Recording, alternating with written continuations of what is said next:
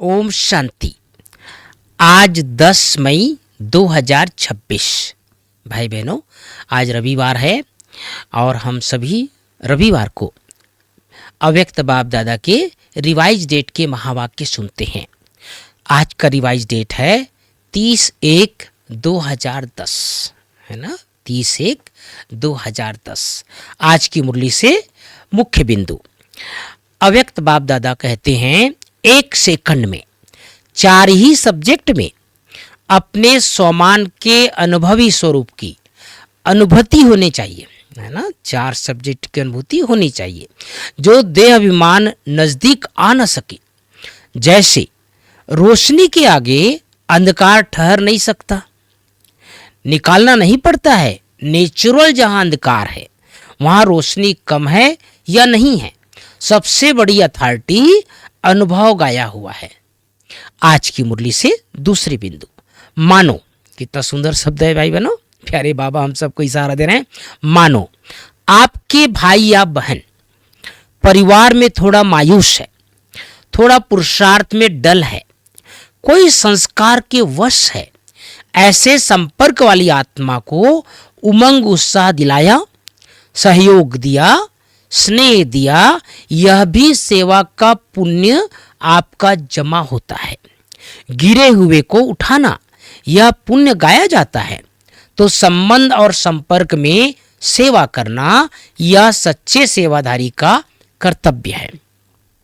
आज की मुरली का हेडिंग है, चारों ही सब्जेक्ट में स्वमान के अनुभवी स्वरूप बन, अनुभव की अथॉरिटी को कार्य में लगाओ। मुख्य 5 बातें। पहली बात, आज ब्राह्मण संसार के रचयिता बाप दादा अपने चारों ओर के ब्राह्मण संसार को देख रहे हैं। हर एक ब्राह्मण सारे संसार में विशेष आत्मा है, कोटों में कोई है, क्योंकि साधारण तन में आए हुए बाप को पहचान लिया। बाप दादा भी दिल में समाने वाले बच्चों को दिल से दिल का प्यार दे रहे हैं। आज की मुरली से दूसरी बात। बाप दादा कहते हैं, आज अमृत बेले बाप दादा चारों ओर के ब्राह्मणों के पास, चाहे देश चाहे विदेश में चक्कर लगाया, है ना। बाबा अमृत बेला भी चक्कर लगाते हैं। तो क्या देखा, कोई बच्चे सोमान में बैठे हैं, सोच रहे हैं कि मैं बाप दादा के दिल तख्त नशीन हूं। सोच भी रहे हैं, सोमान में स्थित होने का पुरुषार्थ भी कर रहे हैं, लेकिन कमी क्या देखी, अनुभवी मूर्त बन अनुभव की अथॉरिटी स्वरूप बनने में कमी दिखाई दी। आज की मुरली से तीसरी बात। आज बाप दादा ने देखा, क्या देखा बाबा ने, कि मेहनत क्यों करनी पड़ती है।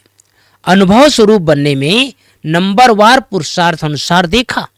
बाप दादा हर एक बच्चे से बाप दादा का हर एक बच्चे से जिगरी प्यार है, तो प्यार वाले की मेहनत देखी नहीं जाती। पुरुषार्थी हैं लेकिन स्वरूप नहीं बने हैं। आज की मुरली में चौथी बात, वरदान।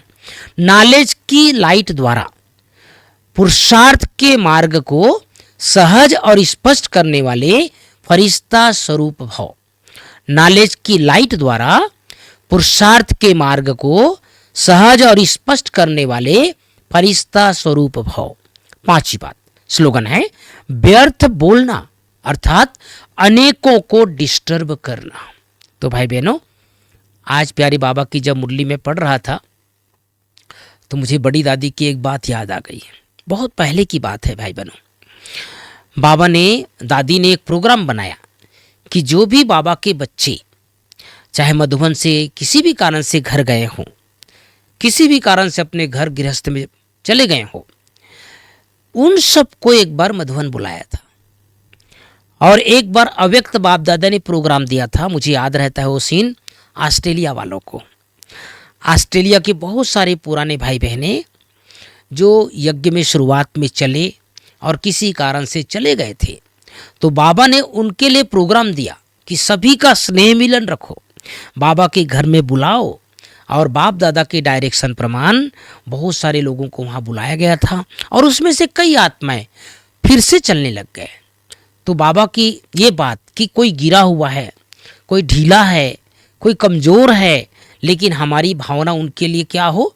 आज मुझे ये भी संकल्प आ रहा था कि ये सुंदर प्रोग्राम, चाहे कोई सेंटर में भाई बहन है, चाहे गीता पाठशाला में भाई बहन है, एक बार इस मुरली को सुनने के बाद प्रोग्राम बनाना चाहिए।